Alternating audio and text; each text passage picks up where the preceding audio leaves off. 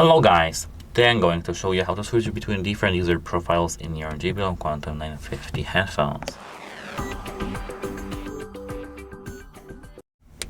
We have this thing both in the PC version of the application and the application on mobile.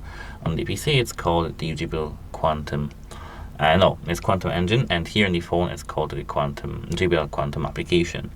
To switch between different user profiles, at first tap this button over here, then user profile, and as you can see here we've got our profiles. To switch between your profiles, here they have my profile, and the second one needs to be created. So let me quickly create a new one, and to switch between, just tap and here save. Wait a moment, and now you're good to go. Now let's tap the first one to connect, actually switch, and now you're done. And that's it. Hope it helps you, and goodbye.